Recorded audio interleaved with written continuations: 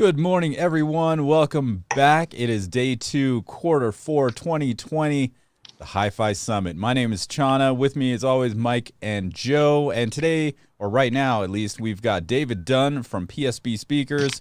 What is going on, everyone? Good morning, you guys on the West Coast. Morning, David. Got the coffee, Dave. You're gonna be with us for a while today. Yeah, two sessions, a little break in between. So we'll cover. Cover busy day, but we'll get it all done. Nice, right. David. What's that painting behind you, man? Oh, it's actually a picture I took of the Grand Canyon a couple of years ago. A big panorama awesome. I did printed up on canvas. So that's fantastic. You do a lot of photography? I used to do a ton. Yeah, when I had call it more spare time and when you could travel, it was a lot easier to to do stuff. So so I used to do a lot of it. So yeah, that's That's awesome. 42 inches across. So. Nice. That's gorgeous, man. Love it. Thank you.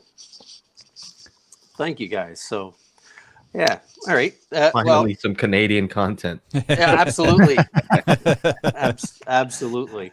I mean, so like a little bit of background. I mean, I used to do a ton of photography. I came from actually, I call it a pro audio background. Mm-hmm. I started off working at a couple of radio stations and then recording studios, and then actually found myself working for a custom install company here in Toronto for about 10 years before moving over to Lenbrook for the last coming up on 12 years now. So nice. So I say pretty much every full-time job I've ever had was tied to audio in one way, shape, or form. So there you go. And just for the folks out there, Tommy, we're able to get you set up on the phone. For some reason, though, we had an issue with the webcam situation. So if his phone falls, it's because he's using the phone. It's exactly. It's just don't worry about it. He'll get it. He'll get it back settled. He's fine. He's sitting in a safe position here. Yeah, that's right. I'll break out the red-green duct tape for later on if I need to. So yeah, and actually the video quality on these phones are amazing. Look at that. Yeah, it looks nice. Great. So that, and then what else? Oh yeah, just wanted to let others know that this is streaming on multiple platforms. So. Mm-hmm. We have it here on Daily HiFi, but it's also on my channel, also on a dedicated HiFi Summit YouTube, and also on Facebook. So, if you're subscribed to any of those, you're going to get notifications all over the place. Mm-hmm. Right. So, yeah, there it is. What are we talking about today? How to pick budget bookshelf speakers. All right. So, it's usually where most people start. I mean, I'll say it was a while ago for me, but I mean, most people start off picking, they want a speaker, a bookshelf speaker seems to be I'll call it the logical place to start because it's small and doesn't cost a lot of money. But I also tend to think they're pretty application specific. I think a lot of people fall in the trap of thinking, well, I'll just buy bookshelf speakers and I'll be done. But then if you have to buy stands and a subwoofer to get the performance, then you might have been better off buying a pair of small towers to begin with. So I think it really boils into application. So right. Sure. I mean, I like that idea. I mean, you're going to have to buy a stand, so it's going to take up the same amount of room as a tower. So, maybe save up another couple of months and get the towers and then run them full range. Extra output, right? Exactly. I mean, especially if, if the goal is not to get a full range speaker because you're using them for surrounds or something else, then they're absolutely perfect for that. Or you want to mount them to a wall or, the most common thing nowadays is desktop audio. I mean, with everybody working from home and everything else, we're seeing a lot of, bookshelf speakers moving because I think people are doing desktop setups. So they got a computer, they're plugging them into maybe an amp or maybe they're buying powered speakers. We just released a couple of new speakers, the AM3 and AM5, which are powered active monitor, which is great for desktop audio. So, but like you said, if it's what it was, for the sake of argument, we'll call it a 12-inch square piece of floor space, whether it's a stand or a tower, you might be better off to buy a pair of towers, like you said, save a little bit more. Or if you have to add a sub, then, by the time you spend $300 on the speaker, $300 on the sub, and $100 on the stands, you might have just been better off to jump straight to a tower. So, and let's not forget the cables, because if you think about it, the cable has to go up the stand a little bit longer. Yeah, you need at least another 1.5 to 2 feet, whereas the cable inserts or connections are on the bottom on a tower. So Yeah, that kind of messed me up one day. I was just like, oh. Like, this ain't gonna work. Because I was reviewing some bookshelves and I'm like, oh man, I had a custom made speaker cables for the towers or custom cut. And I was just like, whoops. Yeah, so I mean that's usually the first thing. I mean, like when back in working in the custom business, that it was application. If you're doing surround system, then obviously it's a different animal, and you're probably using them for rear speakers or something like that. But and then I mean now there's some really good powered monitors. They have our new AM3 and 5 are a good example. Yeah, I'm looking at them now. There's some really nice advantages to knowing. I mean, I'll call it, Paul Barton does an amazing job in creating a, affordable, great sounding small speaker. But his challenge always is he never knows what's connected to it. Like what amplifier you're using it is it a 10 watt, amp? Is it 100 watts? What is it? The nice thing about having everything all in one box is you know exactly what you're dealing with. You don't know if, brand amp, C is, good at low frequency response. Maybe it's really impedance sensitive. And so these are all the challenges a speaker designer deals with. When you can get the amplifier in the box, know that, okay, maybe it's not so good at these frequencies. You can compensate for that. I mean, almost all these amplifiers have DSP in them. So you can actually, I'll call it, fix the mistakes. And everything that's in the chain. And the same goes for the amplifier designer as well. He never knows what speaker is going to be attached to it. So, those are great amplifiers. I mean, some of our newer amplifiers are pretty brilliant in that they're load invariant. And that used to be the old system matching. Don't use speaker B with amplifier X because they don't play nice together. But with some of these new amplifier designs that we've come up with on the NAD side, they're completely load invariant. It doesn't matter what the speaker does. You'll always get a really nice flat amplifier response. So the technology is moving in some, I'll call it some great ways that really make it affordable. I mean, things say, on the grand scheme of things compared to what they were, decades ago, the prices have actually gone down when you can factor in inflation, and you got so much great stuff to choose from.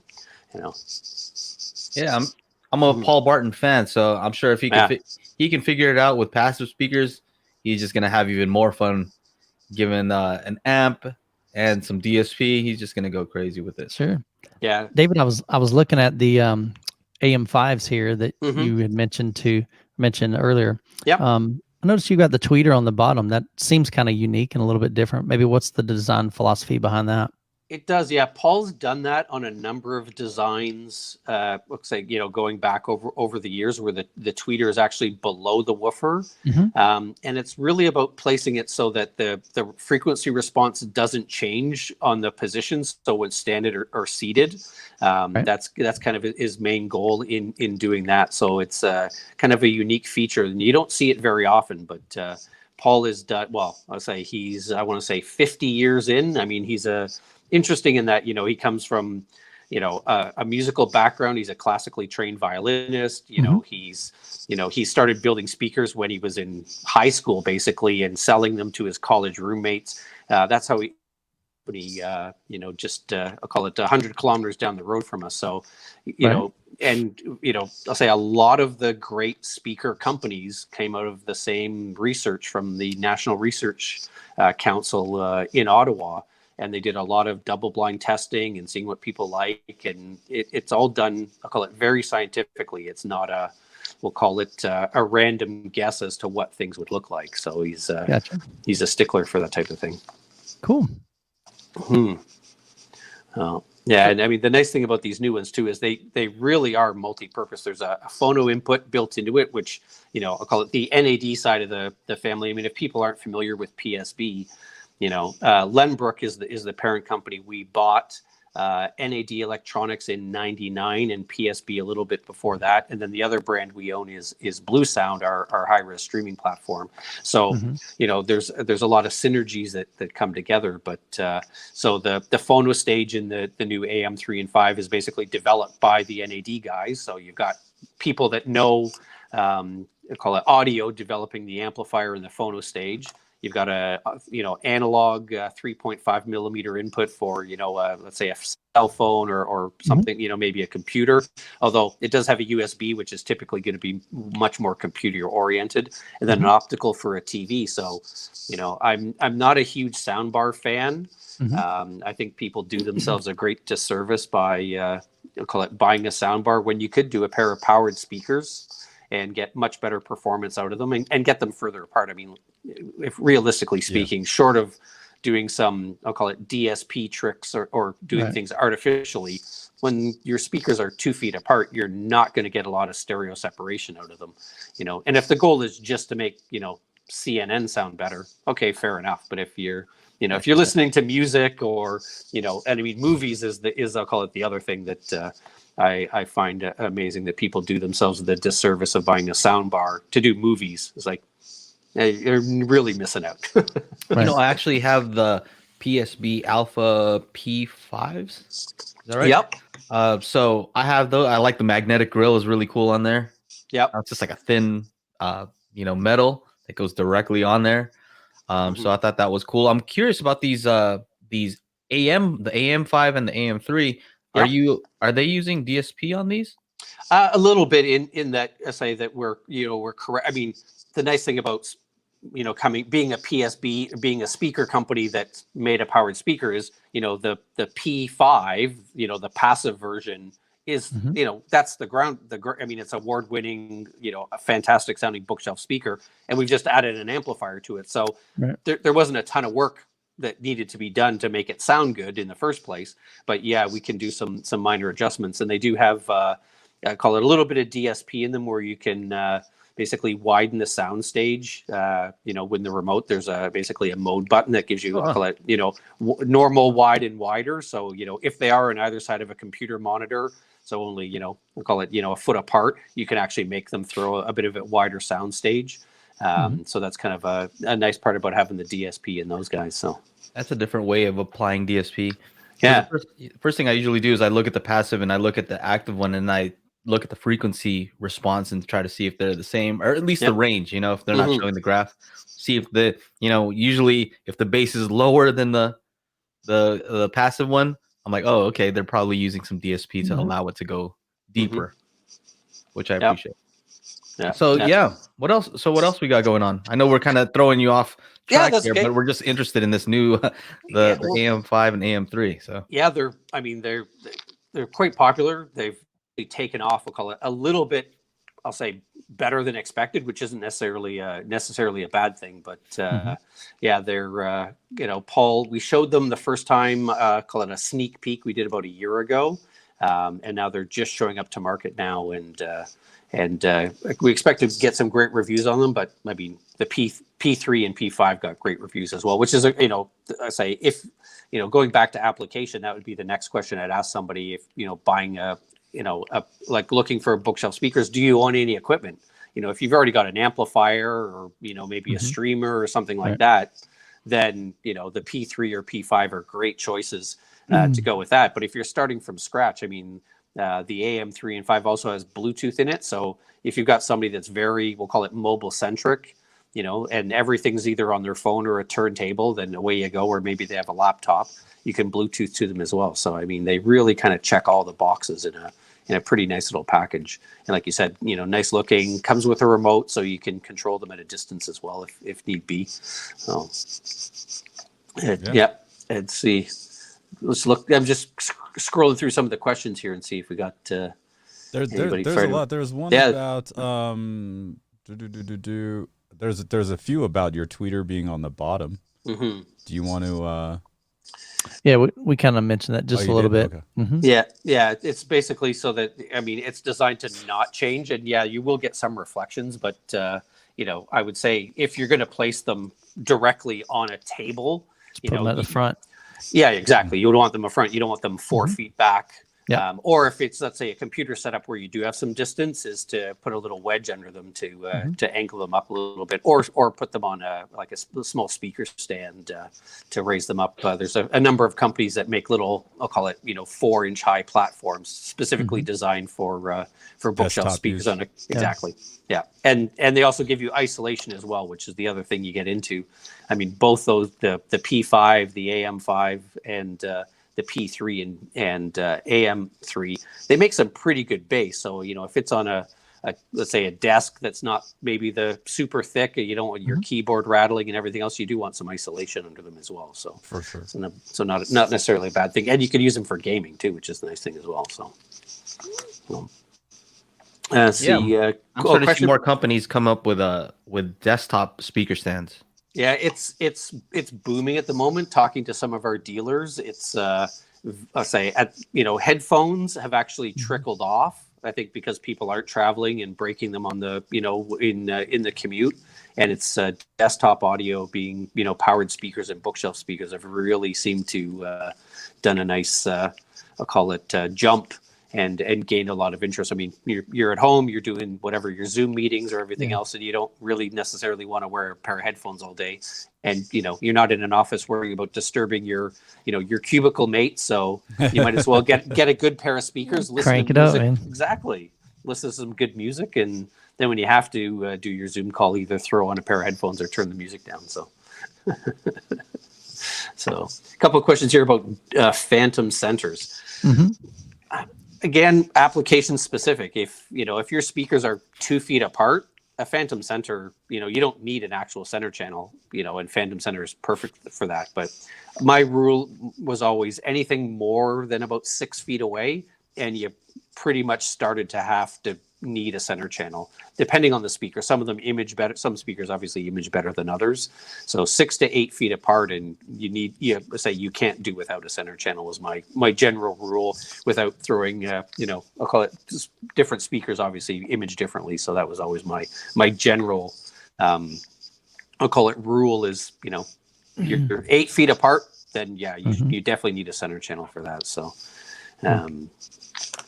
Let's see, just going through some of the questions here. Oh, there's somebody with the Alpha T20. So there's a perfect example, of the we'll call it the tower equivalent of the P5s is, you can get a full range speaker in a tower if stands are a necessary. You'll call it evil. So Yeah. There's a good question that just popped up: front or rear porting versus sealed? So they're both rear ported. So that's again, placement. You don't want to stick them directly up against a wall, but they are, let's say, designed to call it take advantage of having a wall reasonably close. Like you don't want them basically, so you can't get a credit card between the speaker and the wall.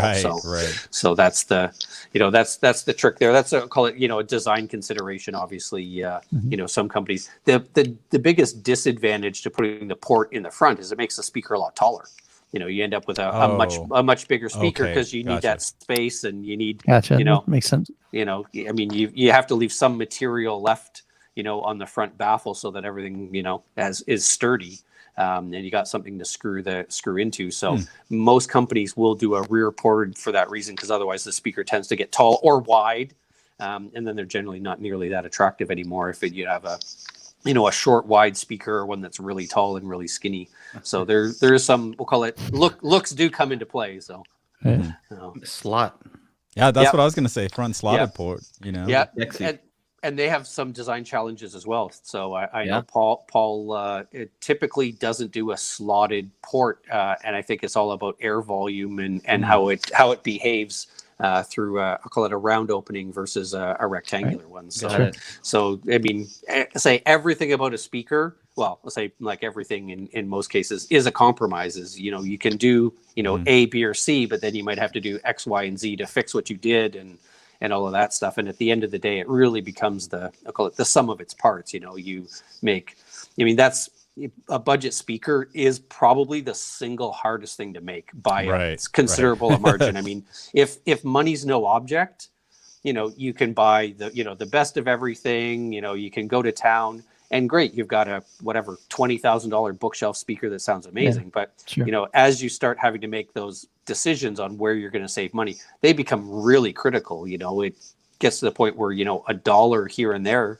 you know, can make a huge difference in Right. the overall price and the performance. And it's the balance of all those things where, you know, you really, you know, you really went out. And I mean, obviously aesthetics is part of it. I mean, most budget bookshelf speakers use a vinyl wrap as opposed to a real wood veneer.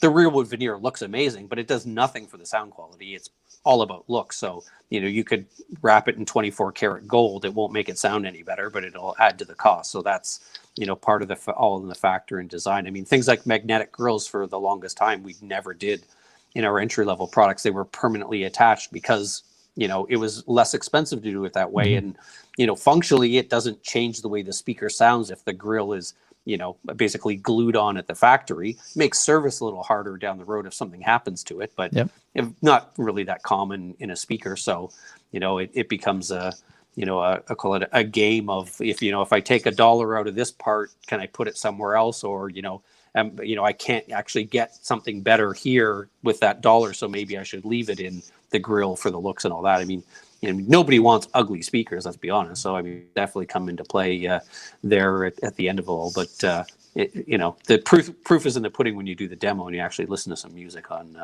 whether or not the designer and the engineers have done their job. So, Matt is asking on the AM5. A couple people asked that. Yeah. There is no, I'll call it crossover that happens to the front left and right. So you would, I mean, being a bookshelf speaker, I mean, they kind of by default have their own crossover built into them. They're not going to play down to 20 hertz, obviously, being a bookshelf speaker. So they just naturally roll off. Yeah. Wherever they do. Okay. Yeah, exactly. So. And is that the were they talking about? Oh, that was the AM5, the new powered one. Yes, yeah, the powered one. Same with the 3. I mean, it's, you know, just a function of its size and design. Yeah, it's baby brother. So. I like how you offer them in white. That's kind of cool. Yeah. It's I mean, especially for a desktop audio system, you know, it's nice and clean, looks nice, and all that, and to, you know, it's pretty, the smaller speaker white that, like say, it's a matte white, so it's not super shiny glossy. Is more popular in the smaller speaker sizes. So and seems to be call it a bit of a fashion trend at the moment with speakers to have a matte white versus a shiny white. A gloss. Yeah. So and a lot of desks, right? Yeah, well, and I mean, and again, there's a cost aspect to that too, right? A gloss speaker typically is painted, which, you know, then needs to be like, well, our old Imagine tees came in like gloss white and gloss black and gloss cherry, and that it was 7 layers of hand buffed lacquer. Like that's a lot. That's a lot of labor. Time. Yeah, a lot of time and labor. So it's tough to do, and gloss white vinyl doesn't look nearly as nice. So there's definitely, I'll call it a bit of a practical aspect to that. Paul's a pretty practical guy in his design, so I think it's bared him out well over the years. Let's see. Oh, somebody's asking how much speaker costs cabinet versus driver and crossover. The cabinet typically is not crazy expensive. You know, most, I'll say where you see that the most is something in a subwoofer. Subwoofers, typically the amp board in a subwoofer is usually significantly more than 50% of the cost of it. And the driver, not so much, in the cabinet is usually, I'll call it the least expensive part of the whole box. So that's usually how it goes. I mean, MDF is a great material because it's really, really dense and inert. It's also not expensive, which is the other nice thing about it. And then, you know, as you go up, you know, in our higher end models, you know, the MDF gets thicker. You know, in some of the Imagine designs, it was actually 7 layers of thin MDF that were all glued together and bonded to make a thick, extra dense curved cabinet, which obviously has I'll call it cost aspects to it as well. But the cabinet itself isn't typically expensive. And then, you know, and then the crossover and the drivers, you know, what you pick will impact that cost, you know, by a significant margin too. So. No. Now, is when when Paul goes in to design a speaker, is that a huge consideration? Like how much percentage of the development budget or whatever goes into, design? Yeah, everything comes into play, I'll call it fairly heavily. I mean, Okay. Paul's, I'll call it typical, we'll call it production, we'll call it methodology, is to start with the flagship and then find out how you can save money on that. Like, so going from, let's say, a high gloss painted cabinet to a vinyl wrap cabinet saves a lot of cost and has no impact on sound quality, assuming the cabinet, say, can be wrapped. And then, so it's little bits and pieces. I mean, one of the things that PSB has done for quite a while is we tend to use the same tweeter across as many speakers as we can so that you can make more of them. So instead of having to make, 10,000 tweeters, you can make 40,000. You save a lot of money. And you also know what you're working with all the time. So there's a nice consistency there as well. And that's, I think, one of the nice things Paul has managed to do over the years is, I'll say back in the old days, they would, run speakers down the assembly line and they would test, speaker A versus B versus C versus D. And they chart them all out and then match them together. So you had matched pairs so that the frequency response of the left and the right, obviously for performance reasons, should be as close, if not identical, to one another as possible. Otherwise, your speakers will never image well if, the left and the right don't measure the same. So that used to be part of the very manual process of doing that. But over time, he's perfected a lot of his manufacturing and design stuff. So all the parts are tested as they go. And then at the end, they're tested once again. And if it's outside of specification, it just fails. Like it doesn't get matched up with another bad speaker. It's just out of spec and fails. So it's actually, he's got it down to such a science now that, the first speaker off the assembly line and the last one off the assembly line can be paired together because they are, for lack of a better term, the same speaker. Whereas in the old days, they could never, ever do that. So that we'll call it the manufacturing tolerance have gotten so much better and easier to get there that it results in, I'll call it excellent performance all the way across. And that's something that Paul does. A lot of speaker companies don't actually test that their speakers measure the same when they come off the assembly line. They just make sure they make noise and they go in a box. But that's not Paul's way. So even in headphones, some of his challenges in headphones early days was to get drivers that match the same left and right and headphone pair to headphone pair and headphone to pair.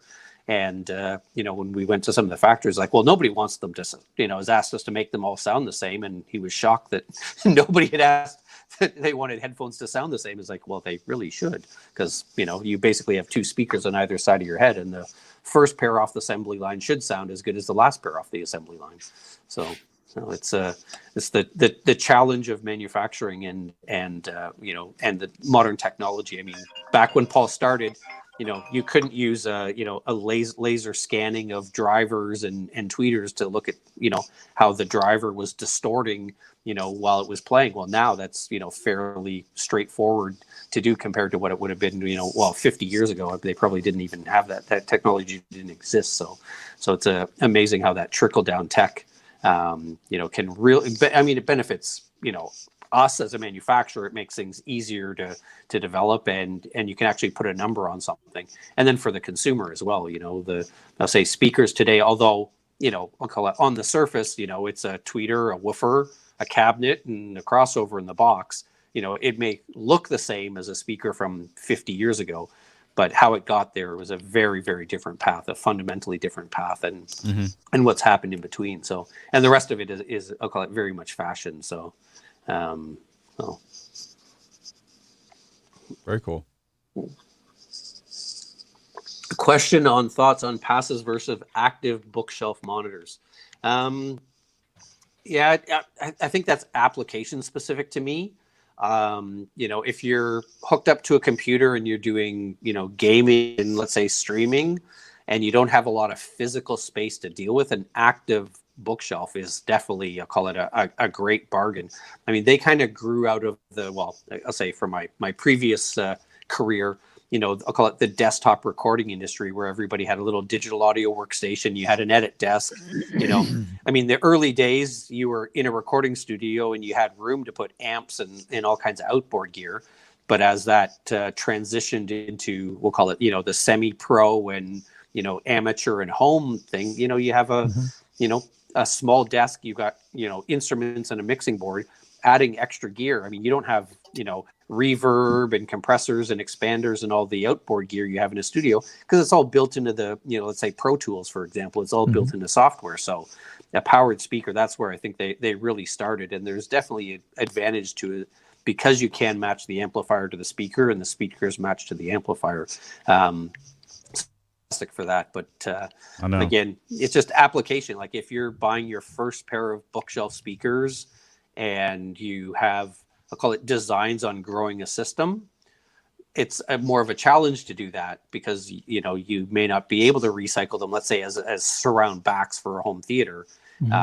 But there's some amazing powered speakers. Dali loudspeakers out of Denmark is a brand we distribute in North America. Like they have a high resolution streaming powered loudspeaker that's phenomenal. And as people downsize their systems, let's say on the other end of the scale, people that aren't just starting off with a system, but they've moved out of their house maybe to a condo because they don't need a big place, and they've downsized the system. A powered speaker can be an amazing way to get great audio in a small package, because everything's compact. And it used to be, I say, that a powered speaker was, I'll call it crappy $20 plastic bookshelf computer speakers that sounded dreadful, and their only purpose was to make noise, because your computer didn't have a speaker built into it. But yeah, it's a segment that's grown massively. There are companies that only make powered speakers. That's all they know. Like they weren't a speaker company that learned to do electronics, and they weren't an electronics company that learned to do speakers.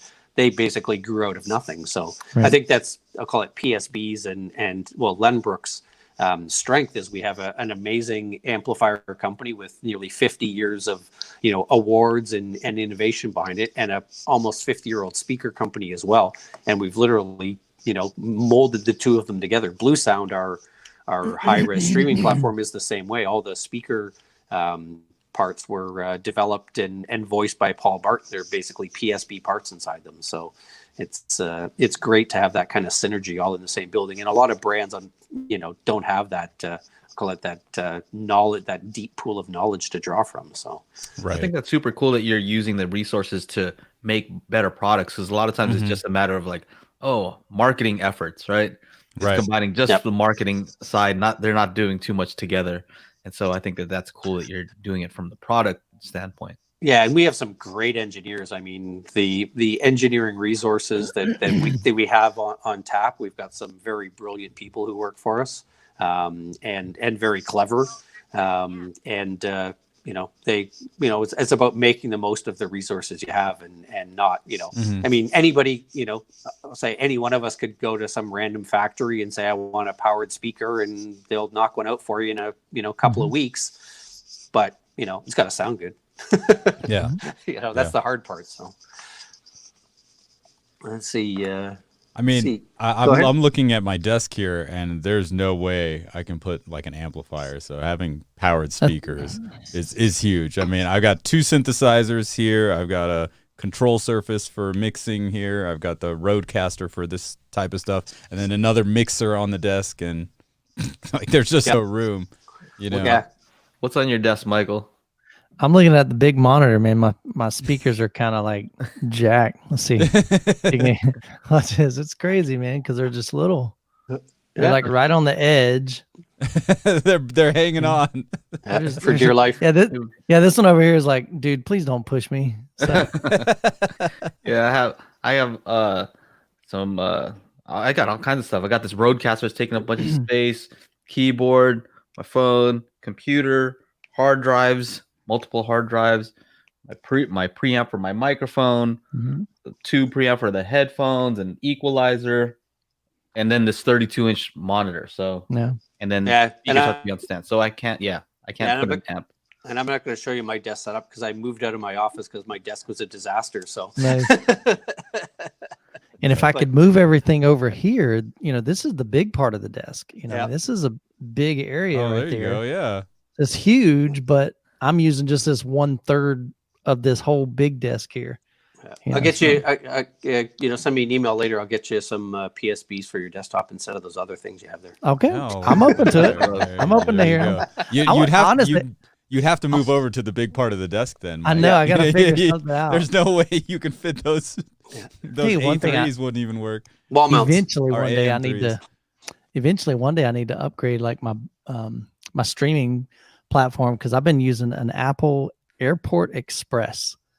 So you may not even know what that is. It's basically an Apple TV without the TV part. Yeah. Mhm. Yep, that's old school. Oh my gosh, it's so old school. So yeah. No, they were great. Oh, here's a question about the somebody asking about PS Imagine T's. Yeah, the Imagine T2 and 3 have been discontinued and sold out. So there will be something new in the pipe, but that's early days to be talking about that.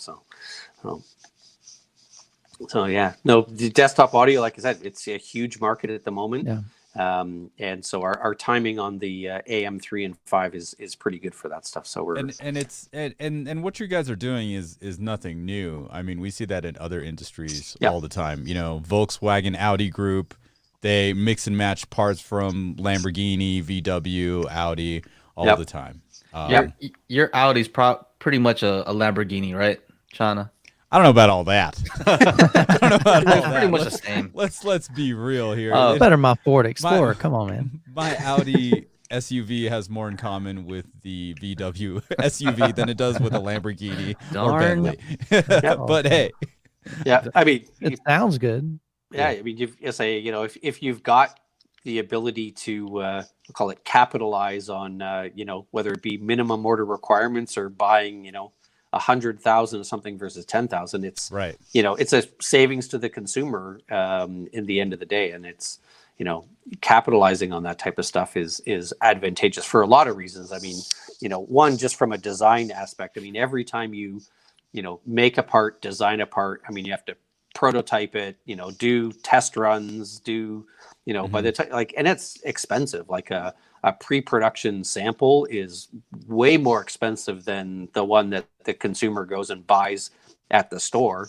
And a lot of cases when you're dealing with electronics, you need safety certifications, and they're destructive and very expensive. So you're not getting those products back. If I remember correctly, I think somebody threw around a number, it was $50,000 to get something certified, and you needed to send them I'll call it a dozen units, and so at $50,000 a piece, that's really a lot of money that eventually gets rolled into the cost of the final product. So yeah, something that I just saw that. Here's a desktop setup from one of our members in the forum, Kanga Empire. Yeah, he said, "Here's my desktop setup." I'm like, "Dang." Yeah, that's one way to do it. I'm gonna say those aren't quite near field monitors. Yeah, I like the subwoofers on the sides flanking his legs. 2 of them. Yeah. Make sure you don't get those room nodes. Yeah, exactly. I want to see if he's got the same speakers on the ceiling, like in the other setup we saw yesterday. Yeah, it's crazy. Come on, man. So real quick, Adam's saying that he can't put anything larger than Logitech satellites. And last time we had Soundrise Pro, and the cool thing about some of these stands is you can actually put stuff underneath. Yeah. Right. So they have stands where it's kind of like this type of shape. Yep. So they'll hold your speakers, and then everything that would normally go underneath just goes underneath. So Nice. Yeah, and I mean the AM3s are really quite compact. So you can do that. And if you're at a desk setup, there's a ton of companies that make a basic, I'll call it almost like L bracket style wall mount. So you can get them off the desk entirely, raise them up a couple of feet over the desk. So you've got room for a monitor and keyboard and everything else under it as well. So, if your desk is 3-4 feet deep, you can easily do that as well with a fairly inexpensive wall mount bracket for a lot of speakers as well. And that's a great way to take advantage of, I call it real estate, is get them off the floor, off the desk, and somewhere where you can say step up your audio game a little bit. So there you go. Mhm. I'm just seeing Stepping there's up a the lot of audio stuff game, coming I in like it. here. Yeah, Coming a in ton of fast. questions. Yeah. Overkill. Oh, Yeah, I God, think that was nah. about the picture. Nah. Yeah. Question about speaker better for near field listening. It's really about dispersion. Is the speaker really beamy? Is it like a laser beam of sound out into the room? In which case, you're too close to them. So you really need a speaker that disperses really well, which is something Paul's done for a very long time with all the PSB stuff. And in ceiling speakers, same thing. Like you don't want this little spotlight of audio coming out of the speaker. When they're only 2 feet apart at your desk, you're really not going to get the dispersion you need. So that's really I'll call it the key to a good near field speaker is that dispersion characteristics and the fact that they're not super beamy and basically shooting directly behind you and bouncing audio off the wall behind you, not even getting to your ear. So.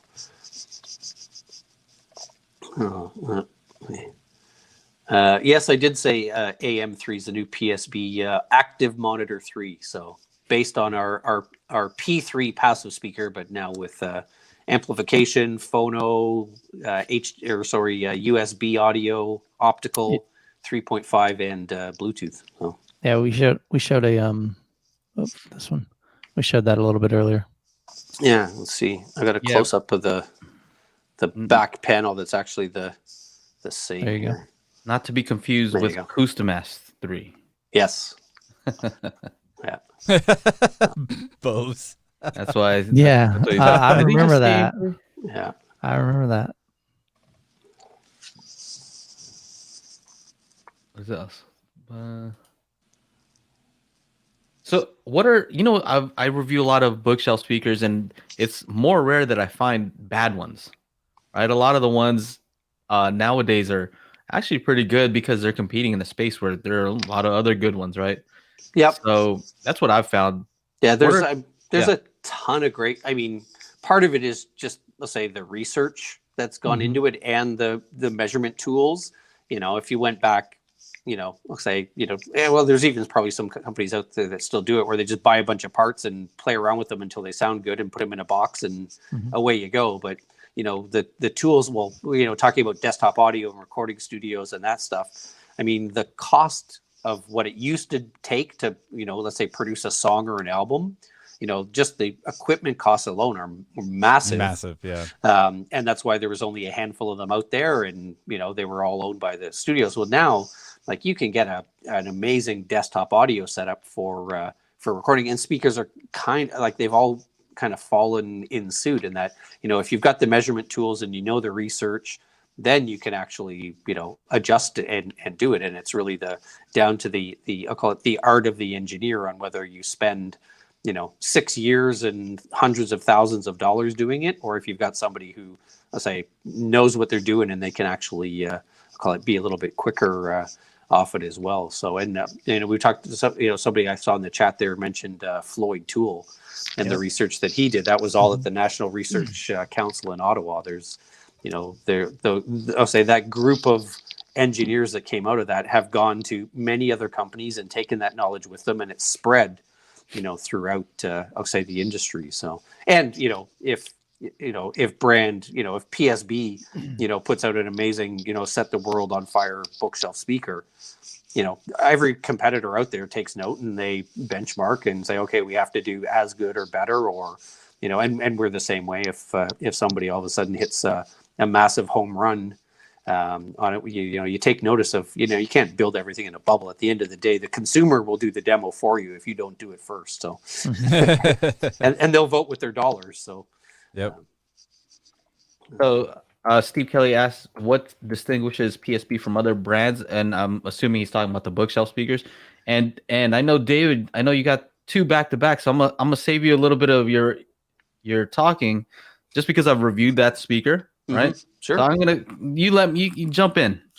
No, you take it away. I say So, there's no better review than somebody who let's say doesn't let's say it's not working with the company. Exactly. So I would say one thing that I noticed that was different is that for a budget-oriented speaker, they're using an aluminum dome tweeter, which is not typical.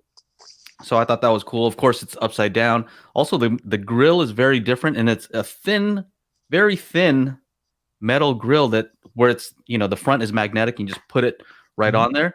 And when I talked to Paul, he says that it shouldn't affect the sound as much as these other ones because it's so close there that it doesn't affect sound. I mean, overall build quality I think is a little bit better than what you see in other speakers around that price. The vinyl finish, all that.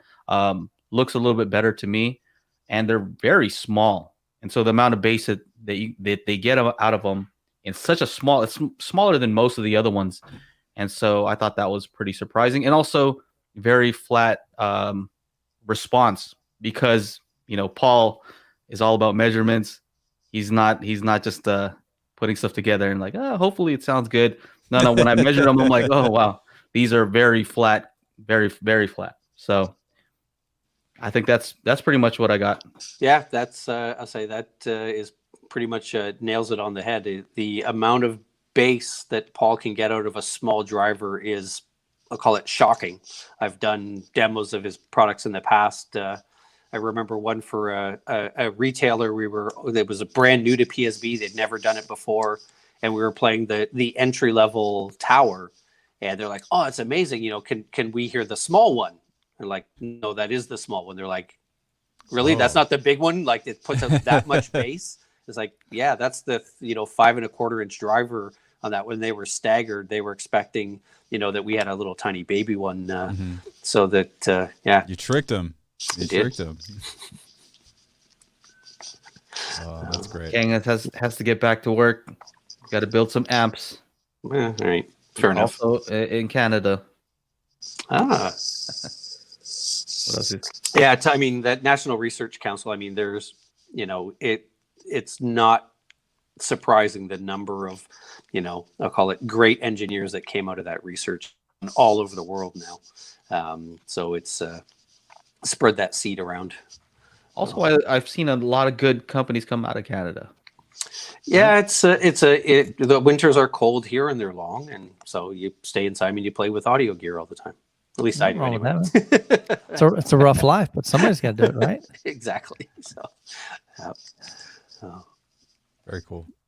Very cool. What are some mistakes that you've seen people make when it comes to bookshelf speakers? Like, what are they trying to do that maybe that's not the appropriate, not really designed for it? Yeah. I mean, a lot of it I think is maybe trying to do too much. Like, it's like, oh, it needs to generate a lot of bass, and it's just, I'll call it sloppy, messy, noisy bass. It's not tight or musical. And I think some of that comes from, I'll say, whether or not you have, I'll call it, other things in your lineup to choose from. I mean, if you make a really tiny, compact bookshelf speaker, well, I mean, going back to our Imagine Minis that we had a few years ago, it was like a 3.5-inch woofer. It was really small, and they threw in a fairly large amount of bass for something that small. But, if you want more bass, the answer is, well, buy one of our subwoofers, and that'll make up for the bass. But I think if you don't have that extra, I'll call it, product to choose from, then you try and do too much, then yeah, things just get really, really, really messy. And it's a definite delicate balance where, nobody can escape the laws of physics. So yeah, sure. At the end of the day, you've got to draw the line in and know where it is. And Paul's research and his decades of hard work, he knows going in kind of what he can and can't do. And he's fully willing and tries all the time to push his envelope and do more than he did before, and to outdo himself Sure. every time he comes out with a product. But at the end of the day, it's usually I find the bottom end that tends to suffer, or they do I'll call it the big smiley face EQ, where the treble's really high and the bass is really boomy and there's nothing in the middle. Those tend to be smiley face EQ. That's great. Yeah, that's what I find tends to be the biggest drawback of a lot of inexpensive bookshelf speakers. In your experience, what's the likelihood that somebody's going to put bookshelf speakers in an actual bookshelf, like in those like IKEA cubes and just putting it right inside there wherever it fits, like barely fits. Okay. Yeah, I think that's to me that's really where they shine, is whether it be on top of like a, let's say, call it like a TV cabinet. You set them on either side of the TV because you don't have the floor space to do tower speakers, or you're putting them in a bookcase, whether it be, let's say, a study or a den.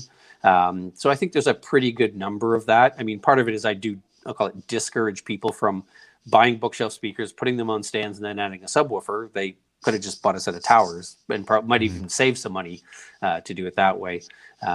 So for I'll call it for front mains, then I think it's it really is application specific, and that's where a bookshelf speaker, let's say, hence the name, really comes, as they were designed originally to live in a bookshelf. So right. And then so David, what are you rocking in your home theater or in your setup? 2-channel? I got a bunch of different stuff around. I've got a pretty broad variety of stuff. I've got a pair of actually Paul Barton's.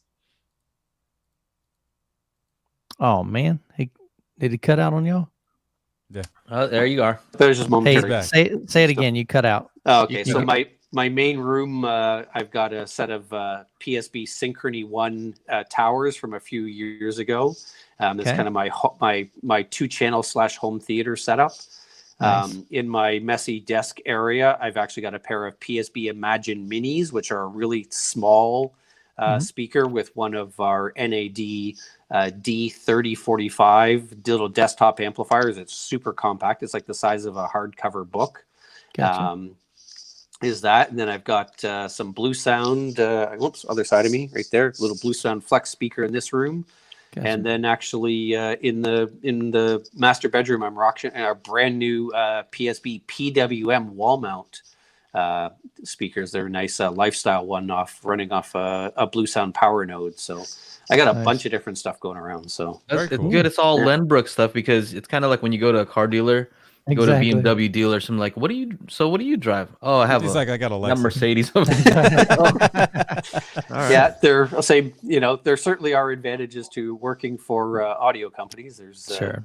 No secret. And I joke that I ended up working for Lenbrook and NAD and PSB because I couldn't afford to pay retail anymore. So exactly. I started off at the radio station I worked at. There was a stereo shop down the road from us, and the gentleman who owned it did I'll call it like a once a week 90-second blurb on music. And so I went there and I bought, it was actually my first system was all NAD and PSB. It was a pair of PSB, I want to say C600 towers, and some NAD a monitor series audio stuff. And I've owned it forever. And it's actually still rock. It's been in my home theater. It's been everywhere. So I drank the Kool-Aid early on, and as time's gone on, I just have more and more and more of it. So right. And the Kool-Aid tastes better and better every year, doesn't it? Kool-Aid definitely gets pretty good. So for the folks who don't know, we have our private VIP area where we ask the seminar speakers to go in there and talk with you guys. Answer some June. questions. What's up, boss lady? Hey, June. Hi, June. What's up, June? Glad you could join us. Yeah. Is June going to join us over there too? Yeah, in the VIP area. So we have this kind of video chat, except with all the attendees, or some of the attendees. Some people prefer to just be in the text chat. But if you haven't gotten your ticket, it's not too late. You can still do so and join us in the video chat. So yeah, hang out, David. Will do. I know we have a back-to-back, but we might have some people who are asking questions in that VIP area. So I'll send you the link right now. Perfect. And we're almost up at an hour on this particular seminar. So we'll have David back in a little bit. Yeah. For NAD. Correct. Our new T778 AVR. Yeah, we've kind of been asking about that for like a year now, guys. Yep. Should we let David speak? We saw it at CES. That's teasing. That's tell you, man. He just keeps dangling. He just dangles the carrot and dangles the carrot. Right. It's like, okay. It looks awesome, man. Seriously. I have a tracking number for that though, guys. Do you really? Man, you finally got one in. Awesome. I know, right? Awesome. Crazy. Sweet. You're gonna love it. All right. Boom. So right. I'm gonna send you a link. I'll send you a link also, June, so you can hang out in there if you want. Cool. Yep. Yeah. Oh, and I see somebody, Matt's asking about the new PSB in-wall dual 8 subwoofer. So it rocks, actually. There's a dedicated amplifier to go with it, but yeah, you can either retrofit that into an existing construction or pre-wire it in. So it is very nice. Yep. Mm-hmm. Very cool. Very cool. All right, everybody.